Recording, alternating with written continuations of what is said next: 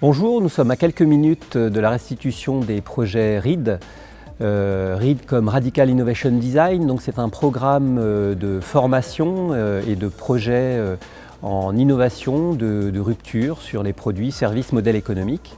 Alors le concept, ce sont des groupes de 4 élèves qui sont composés de 2 élèves ingénieurs de Centrale Supélec, un élève designer de Strat École de Design et un étudiant du master spécialisé technologie et management.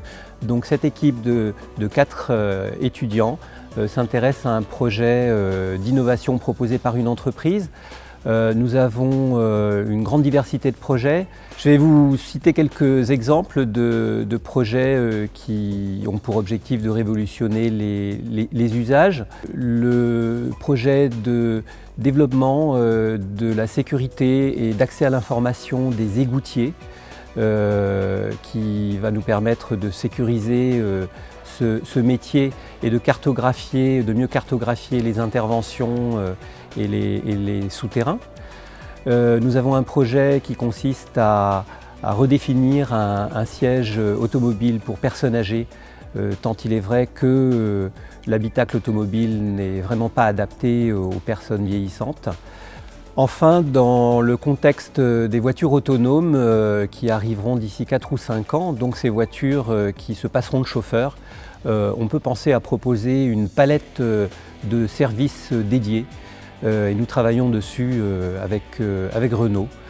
Je terminerai également par la société EDF qui veut comprendre réellement quels sont les tenants et les aboutissants de la non-qualité de l'air et du confort dans les bâtiments et qui veulent développer des services et pouvoir en faire un axe commercial.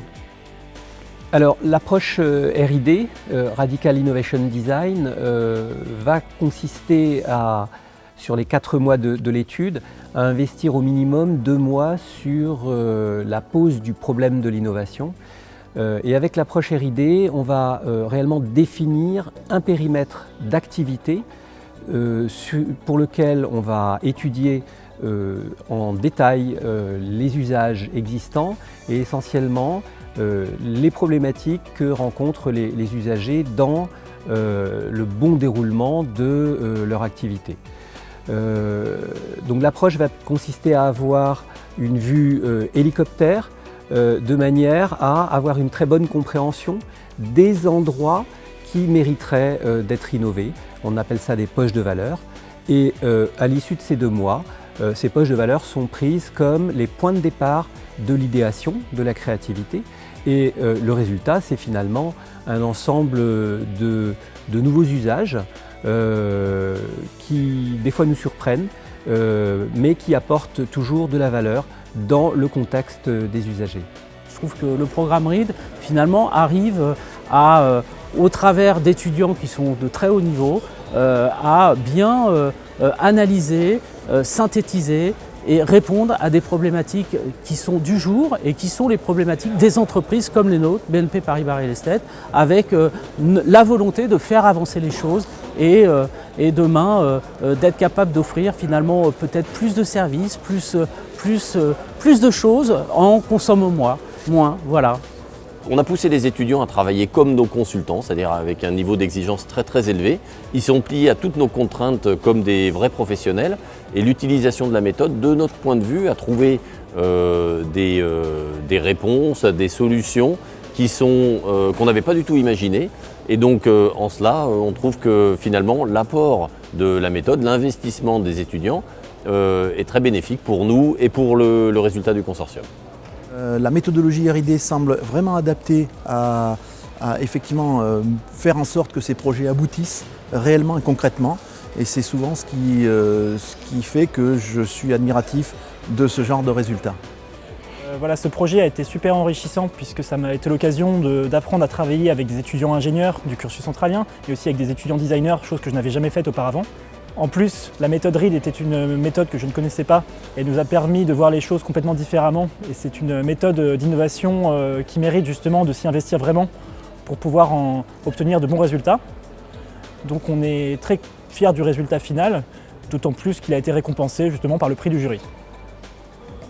On a été assez intéressés par le projet et puis les élèves ont travaillé pendant ces 4 mois avec passion. On a été super contents de leur travail. Aujourd'hui, il y a des vraies perspectives derrière de développement et je crois que c'est une belle satisfaction de les avoir vus travailler autant parce que le projet peut aboutir pour moi à la création d'une start-up. Et les élèves ont aussi à cœur, je pense, de continuer à se développer sur ce projet-là. Alors la journée vient de se terminer, ça a été un show assez extraordinaire avec une trentaine de représentants d'entreprises et d'experts de l'innovation dans le jury. Il y a eu beaucoup de discussions. Ce que le jury a bien noté, c'est le grand professionnalisme des étudiants qui, en à peine 4 mois, ont atteint un niveau d'expertise qu'on n'avait pas vu dans les projets des années passées. Ce niveau d'expertise a été souligné par les entreprises. C'est très exceptionnel et notable en 2e année de Centrale Supélec. À tel point que on a vu que les élèves étaient extrêmement passionnés et étaient capables de répondre de manière très docte à des questions précises. Les entreprises ont quasiment toutes demandé à ce qu'une restitution soit faite devant leurs directeurs respectifs au sein de leur entreprise. À noter quand même que 2 des entreprises vont officialiser ces projets de développement au sein de leur service. Donc c'est vraiment pour nous un résultat très tangible.